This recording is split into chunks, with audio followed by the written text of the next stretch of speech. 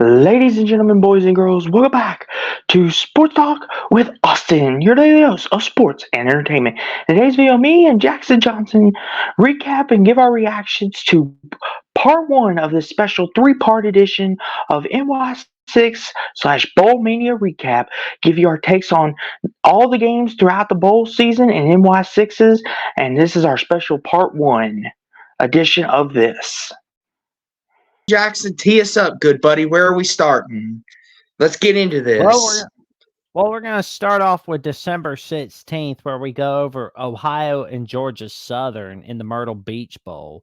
What was your take on that game? I saw a little bit of this one, Jackson, and as you see, as we kind of go throughout some of these mid-major conferences, the smaller teams, we're not going to spend too much time on, well, because we know y'all probably don't want to hear us yak about these. You want to hear us talk about the juicy ones, like Northwestern and Ohio State, and we'll get to Florida State. I'm sure that's going to be a pretty juicy one. But as for this one, real fast, congratulations to Ohio, Jackson. On a great season, especially with this bowl win over Georgia Southern and the way that they did it, fantastic. And Jackson, it also pays off their Iowa State win that a lot of people were claiming that were bad. Well, the Iowa State win now looks not as bad on Iowa State in the loss, I mean. So this is a great win for Ohio, and what a way to end the season. But congratulations, Ohio. What's your take on this game, Jackson? What do you think of those Bobcats? Oh man, I'm loving the job that Tim Albin is doing. I mean, he's done a solid job replacing Frank Solich. And, I was pretty surprised that they lost the matchup against San Diego State in week 0. But it's like you said, they were fantastic against Iowa State in week 3. And, they've had such a tremendous season. It's big. And, Curtis Rourke was pretty awesome this season. I love the job that he did. Mm-hmm. Yeah, 100% agree. And on to our next game, a little HCU action. Howard against Florida A&M. Won't spend too much time on that one, but congratulations to Florida A&M on a perfect 12-win season. This is good for the HBU schools in the Celebration Bowl. It's good for the HBU community that they got their own bowl game going forward. It's great for them. Looking forward to seeing what other teams could get in here. Jackson, do you have any takes on this? No, because unfortunately I didn't watch much of this game, but I will give my congrats to Florida A&M on a fine victory against the University of Howard. Mm-hmm. And now on to our next game, Jacksonville State, Louisiana, in the Carriers Bowl in New Orleans, R&L Carriers Bowl. Congratulations to Jacksonville State.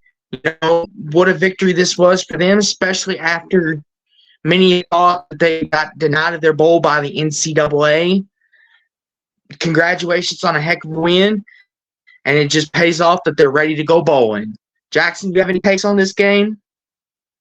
Yeah, I want to say that this was a tremendous game for Jacksonville State. I mean, this is a tremendous end to their first season in FBS football, in FBS conference, in their first year in the Conference USA. I mean, I know everybody talks about Liberty and New Mexico State, but if you look back on one of my past appearances on The Voice of College Football with Mark Rogers, where we go over a little bit about these September predictions, yeah, I said then, do not be surprised if Jacksonville State is basically the next James Madison, especially with the job that Rich Rodriguez is doing over there. I mean, he has been doing such a solid job. I mean, little did anybody know in week 0 that if anybody watched them against UTEP, that this is going to be a tremendous team. And, they've been very solid this year. I can't wait to see what 2024 brings for Jacksonville State. 100% agree, Jackson. And now on to our next bowl game, Miami of Ohio and Appalachian State. And you know what, Jackson? I regret not picking App State. They bit me in my backside again. They always do this. They always do this to me, Jackson. When I think that they can't do it or that they won't do it, what happens? They do it. Dadgummit. Curse you, App State. I should have known, Jackson. This had upset written all over it. I know you picked App State, and I'm sure you're super glad that you did, but Yep. my goodness. I should have went with you, Jackson. Congratulations, App State, but you got me again. Well, the thing Any about thoughts on App this game, State, Jackson? yeah, App State, when they're an underdog, they always thrive. And, as for Miami, Ohio, they had a tremendous season with Chuck Martin in his 10th year. I mean, who'd have thought that Miami, Ohio would be winning the MAC? I mean, that was pretty big right there. Tremendous year by Miami, Ohio, and a great year by App State. And I'll tell you right now, I'd hate to be going against them next year. I would hate to be going against App State if I were anybody in college football. 100% agree. And this next one here is kind of a sad one to talk about because of what happened with Jerry Kill afterwards. But Fresno State and New Mexico State. Jackson, this was the surpriser of bowl season, in my opinion, up to this early slate of games because Fresno State had gone downhill. They looked like they were over the hill. And then all of a sudden, New Mexico State gets that fantastic win over Auburn. Jerry Kill seems to get things going and it's going right. And then this happens. Congratulations to Fresno State on a fantastic bowl win, but it's just some just didn't seem right with New Mexico State, Jackson, because, as we learned, Jerry Kill did step down, and now New Mexico State will be looking for their new head coach. But for Fresno, this is a great win. I'm happy for them, but this kind of caught me by surprise, to be honest with you, because I did not see this coming at all. I picked New Mexico State, and I picked them to win comfortably. What is your take on this game, Jackson? Well, I will say I am sad that Diego Pavia decided to leave New Mexico State afterwards, but I understood why. And I was sad to see Jerry Kill, retiring after this game. But again, I understand why he did. He did what he had to. But this has been a memorable season for New Mexico State. Because because this season was their first time that they clinched bowl eligibility in back-to-back years since 1959 and 1960. And I'm going to tell you right now, I've enjoyed the work that Jerry Kill has done at New Mexico State. And it was tremendous to see what they accomplished against Auburn in the regular season. I mean, beating them by 3 touchdowns. Good grief. That's big. Mm-hmm. And Jackson, this next bowl, the LA Bowl hosted by Grom, UCLA and Boise State. Jackson, I'll let you start on this one first because UCLA and Chip Kelly got you. I told you, good buddy.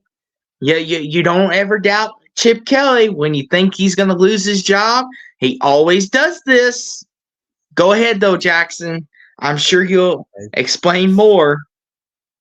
Yeah, that's true. I mean, I didn't see this game coming, honestly. I thought Spencer Danielson and Boise State would do a little bit better in this game, but I know Boise State is a lot better than they were against Colorado State, going into this game. I mean, Ethan Garbers had a great game. 9 of 12 completed passes, 152 passing yards, and 2 touchdowns. Oh, that explains why they were winning. J. Michael Devant with 4 receptions, 142 receiving yards, and 1 touchdown. My God, that's big. Yeah, Jackson, it always seems like UCLA, just when you think that they can't do something, they do it. And Jackson, it was really the running game of the Bruins and the fact that Ethan Garbers didn't turn the ball over that got it done for them. I know you were high on Boise State, but I kind of I kind of took my gamble with UCLA and it paid off because I knew Chip Kelly had a lot to play for, and Boise State was riding on a lot of momentum, and it paid off in the end, especially for me who picked them. Unfortunately for you, Jackson, it did not pay off in our pick 'em because you went against your gut on them.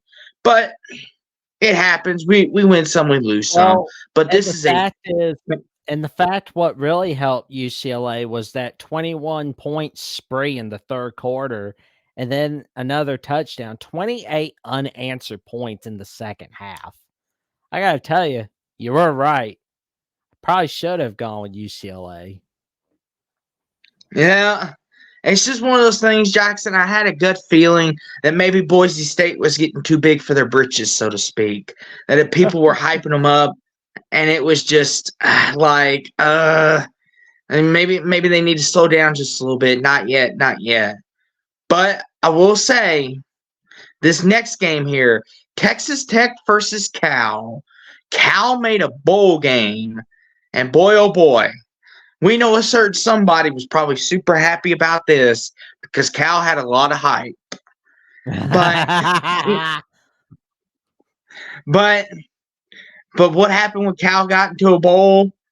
They got beat down by the Texas Tech Red Raiders, which Jackson would help Texas Tech too, was they had gotten beaten down by Texas a couple of weeks prior. So they were probably angry and mad, and they wanted to take it out on whoever they were playing in the bowl. But fantastic win by the Texas Tech Raiders. Got any thoughts on this game, Jackson? I gotta say, Texas Tech was expected to do so much better than the Independence Bowl in the preseason. I mean, on the bright side, they did beat up on Cal, and next season in 2024, over the summer, we're gonna hear this time for sure for Texas Tech. They're gonna win the Big 12 for sure. No, they're not.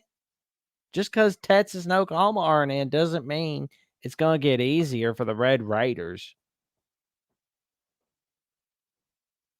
Yeah, true. And Cal, they're going to the ACC now, Jackson, so life doesn't get any easier on them. But this was a great win for Texas Tech. And like you mentioned, Jackson, this was one of those that people are probably going to be picking Texas Tech to be their dark horse NY6 team for next year if there is any NY6 bowls, maybe even pick them to be in the 12-team playoff. Who knows? But this was a great win, and Texas Tech looked good doing it. As for Cal, this was a good season for them as well. They weren't expected to make a bowl. A lot of people expected them maybe to win 2-3 games, and the fact that they went 6-6 and was able to make a bowl game, that was a successful season to them. But Well, as you will see, Justin Wilcox, the head coach of California, hasn't had a winning season since 2019, where they went to the Red Box Bowl and went 8-5 that year. So my question is for 2024, is there some sort of a hot seat for him? Because I know Cal isn't all that crazy about football, but do they want to cut the cord on the Justin Wilcox era or just give it a couple more years? That's going to be my question going forward for Cal. yeah, that'll be something that we dig into once we get into spring and we see how Cal kind of looks going forward, and maybe we'll see at the beginning of the year when they get into ACC play. But I overall, will say it feels kind of weird calling Cal an ACC team. It still feels weird. Cal NC State is an ACC conference game. And the band is going to be all over the field for Cal Stanford as they put it on CW. well, Jackson, the CW deserves that game. Maybe they could curse one of them. Because the Oh CW curse is man. real, people. The CW curse is real. Like, Yep. I'll leave it Oh, at that. I hope Louisville never gets put on the CW again. We need to stay away from that. oh man. But here's a little something that's really made bowl season awesome. I mean, I know people are kind of down on bowl season because oh, there's a hot test, oh, there's this, oh, there's that. But let's not forget the famous Toastery Bowl of 2023, where Western Kentucky was making a fourth quarter comeback of the ages. I mean, how about it, man? It was, going into the fourth quarter, they're getting beat down 35-14. No chance in hell, right? It's all over. Western Kentucky's going to lose this one. Well, somebody forgot to tell the doubters that there's one more quarter of football left. Because this is what Western Kentucky was doing. Caden Veltkamp was making big plays all over the place. I mean, it was holy cow. I'm at a loss for words over this great comeback. And what really impressed me was overtime and how they did. What did you think about this game, Austin? So, Jackson, full disclosure, I didn't watch any of this game. Be full disclosure with you. So this was one of the few bowl games I did not catch, but I saw some of the highlights, and I was very Oh, upset. I was very upset at first because I'd picked WKU to win, and Old Dominion was routing them, and it was like I should have went Old Dominion. That was another one I thought I blew my pick on, but you then threw the I saw the baby out highlights. with the bathwater, man. You threw the baby out with the bathwater on that game. Oh man, Well, to be you fair, don't Jackson, we turn off the all bowl game during bowl season, especially when there's nothing else on. You don't do that. well, Jackson. To be fair, we've all done that, and after it started to run away, I was like, this ain't gonna be a good game.